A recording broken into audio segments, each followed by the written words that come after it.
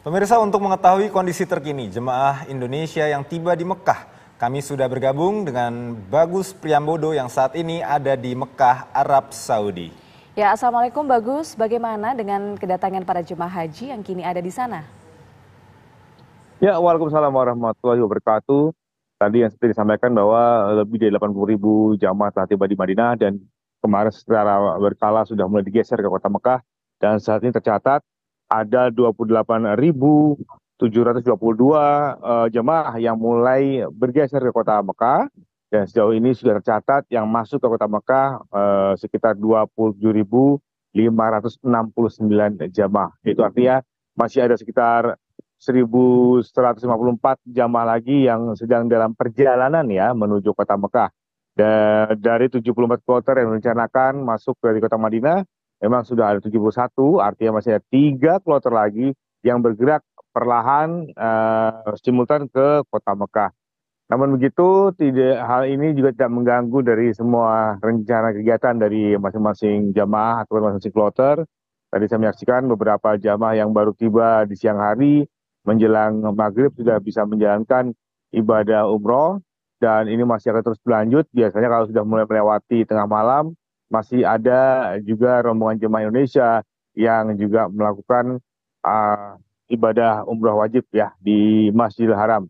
Nah, ini menarik juga dari apa yang saya perhatikan di daerah Masjidil Haram, bahwa semua fasilitas untuk para jemaah, terutama yang lansia, sebenarnya sudah disiapkan, sudah disediakan. Tapi memang perlu sedikit kewaspadaan dari para jamaah yang diharapkan apabila menggunakan jasa kereta dorong atau kursi roda, diharapkan bisa bekerjasama dengan mereka yang memiliki lisensi ya, atau yang legal, istilahnya seperti itu, dari Masjidil Haram untuk memberikan kenyamanan dan juga keamanan. Sementara itu, kalau kita perhatikan tidak ada sesuatu yang krusial bagi para jamaah. Saya melihat adanya perkembangan yang sangat baik dari segi pelayanan, di mana para petugas juga turun tangan, kemudian juga dari sisi konsumsi juga sejauh ini belum ada keluhan, berarti tidak ada keluhan, semua memang sudah disiapkan dengan sangat baik. Sekarang kita akan menyaksikan saja, kita menunggu saja bagaimanakah kedatangan para jamaah itu bisa tersusun ataupun terencana dengan rapi, bisa diterima dengan rapi. Mengingat pada hari Jumat ini nanti para jamaah yang baru saja dipindah atau bergerak dari Madinah akan bertemu dengan jamaah yang langsung berangkat dari Jakarta, yaitu jamaah gelombang 2 yang rencananya akan mulai hadir pada pagi hari ini di kota Mekah. Demikian. Baik, Bagus, di dalam gambar ini terlihat bahwa para calon jemaah haji ini para jemaah haji maksud kami menggunakan kursi roda. Ini kursi roda ini bertarif khusus atau dibayar secara sukarela oleh para jemaah? Ya, untuk kursi roda penyewaannya memang bertarif, ada tarif tertentu. Saat ini harga yang ditawarkan oleh para penyedia jasa adalah sekitar 250 real untuk mereka bisa didorong untuk tawaf dan sa'i ya. Namun harga ini seperti yang dikatakan oleh Kadaker sangat mungkin akan berbeda atau berubah ketika semakin mendekati puncak haji. Tapi saat ini harga yang kami pantau di lokasi masih berkisar di angka 250 real. Dan kalau Anda lihat, mereka yang menggunakan rompi inilah yang kemudian kita sebut sebagai penyedia jasa sewa kursi roda yang legal ya, yang resmi, yang sudah diatur oleh Masjidil Haram untuk mengangkut para jamaah, termasuk juga jamaah Indonesia. Ya Bagus, bagaimana dengan kondisi para jemaah ini, kondisi kesehatan mereka terutama untuk jemaah gelombang 1 yang sudah tiba di sana?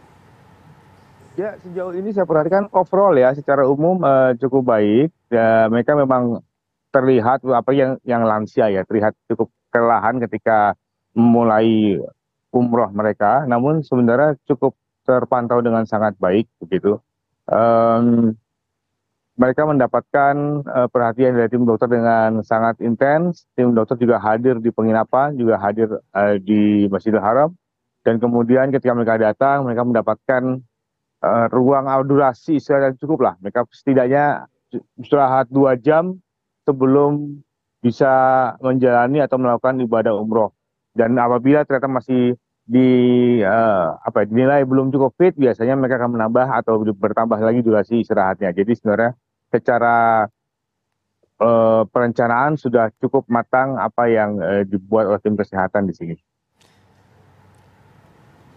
Baik, bagus. Di sana ada yang kami dengar ada makanan Nusantara. Nah, makanan Nusantara ini apakah cukup membantu para jemaah di sana? Ya, saya pikir dengan menu-menu makanan yang sangat Indonesia sekali ya.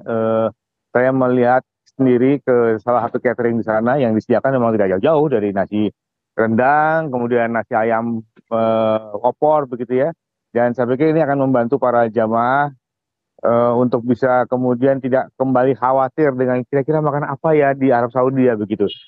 3 kali sehari makanan diberikan dan semuanya adalah makanan dengan cita rasa Indonesia. Saya juga tadi sempat makan nasi kuning. Oke, tapi yang jelas yang perlu diperhatikan lagi oleh para jamaah, jangan lupa ya bahwa setiap makanan, setiap box makanan itu telah ditempel jam expirednya. Jadi karena ini makanan fresh ya, di setiap makanan itu akan kita lihat di box depannya itu adalah jam kapan terakhir makanan ini bisa dimakan. Nah ini jangan sampai terlewati ya. Jangan sampai jamaah kemudian mungkin karena awalnya agak-agak malas makan, terus begitu mau makan udah lewat jamnya. Nah ini pasti akan punya pengaruh kepada perut dan juga kesehatan begitu ya. Jadi memang ada baiknya hal-hal seperti ini walaupun kecil mungkin bisa diperhatikan sehingga badan tetap fit ya.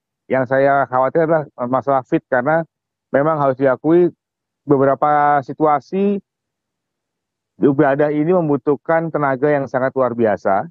Artinya ketika kemudian melakukan tawaf dan sa'i, apalagi kalau misalkan dipilihnya adalah di malam hari seperti saat ini, itu nggak cuma Indonesia yang melakukan tawaf dan juga sa'i. Jemaah dari negara lain juga memiliki pemikiran yang sama, ide yang sama bahwa mendingan kita tawaf di malam hari menghindari suhu yang panas. Karena kalau di siang hari suhu di Mekah saat ini bisa mencapai 42 derajat.